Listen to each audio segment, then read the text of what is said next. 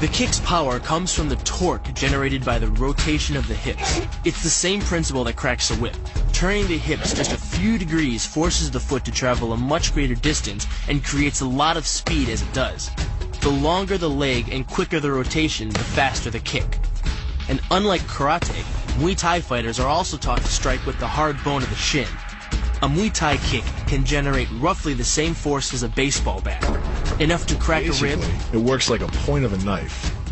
All the force is magnified by being concentrated in a small, hard area. Even if the elbow doesn't deliver a knockout, it will almost always leave a nasty cut, and often hitting in close neutralizes the opponent's weapon advantage. Then, in the clinch, we bring the power of the knee to bear. Unlike the kick, which relies on rotation to create power, the knee gets its power from leverage. Pulling our opponent down as we drive the knee up can deliver up to 2.5 tons of force, enough to lift a car. It's not the arms, but the legs that drive this. Like a piston, the explosive power of the legs is capable of generating hundreds of pounds of force, all to a very vulnerable area, the soft underside of the opponent's jaw.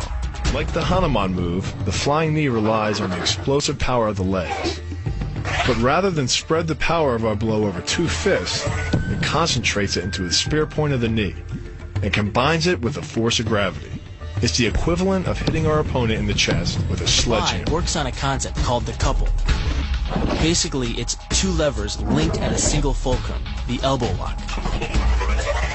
And it doubles the foot-pounds of torque you can generate when compared to a single-arm lock. There's more than enough force to flip an opponent to the mat or dislocate his elbow. By using the twisting motion of the torso to drive the strike, the business end of the hardwood fighting stick can quickly accelerate to more than 25 miles per hour. On contact with the skull, the energy is enough to cause a depressed fracture. It's the same injury-producing force as being hit in the temple by a hammer. Mali relies on something called a flexion moment imparted to the neck to do damage. An average man's neck can withstand about a 140 foot-pound flexion moment. Beyond that, soft tissue and even vertebrae can be crushed.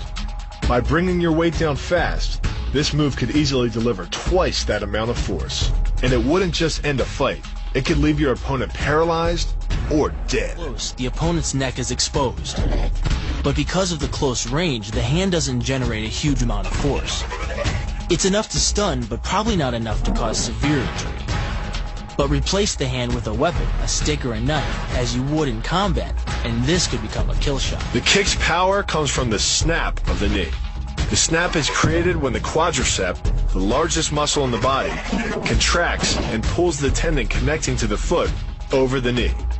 Using the knee as a pulley, the strength of the quad is enough to accelerate your foot to speeds close to 30 miles per hour. Because the area of impact is focused on a small part of the foot, it magnifies the force of the blow, making it capable of dropping 1,000 pounds of force on your head. It's like getting whacked in the head with a Louisville slugger. Works by taking the opponent's blow at an angle, which deflects the energy of the blow away from the vulnerable torso. The harder you block, the further his blow will be deflected, and the more open he'll be to a counter strike. Rotating your fist 180 degrees right before it strikes the intended target. The twisting snap of the arm maximizes the speed of the punch and magnifies the force of the blow by concentrating the impact on the first two knuckles of your hand. Done correctly, it can deliver as much energy as a bowling ball dropped from the top of a house, more than enough to cause soft tissue damage or break a rib. Because it swings through such a wide arc, the wrist is moving at speeds of up to 43 miles per hour. And since the radius doesn't deflect or compress nearly as much as a fist, it can deliver a staggering blow, like being hit with an axe handle. This roundhouse kick is designed for maximum impact. With the powerful muscles of the thigh yanking the tendon over the knee, the foot accelerates from 0 to 21 miles per hour in just 1/3 of a second. Combine that with the reinforced shoe, and this kick can drive the nose bone back up into the brain. It's aimed at the largest gland in the human body, the liver. A direct hit won't just bring an opponent down. It can rupture the gland, causing severe internal bleeding. But the liver is well protected by the rib cage, so the kick must be accurate to within half an inch. In this move, the forward propulsion of the hips, combined with the piston motion of the lower leg, can send well over 700 pounds of force directly through the rigid bone of the heel.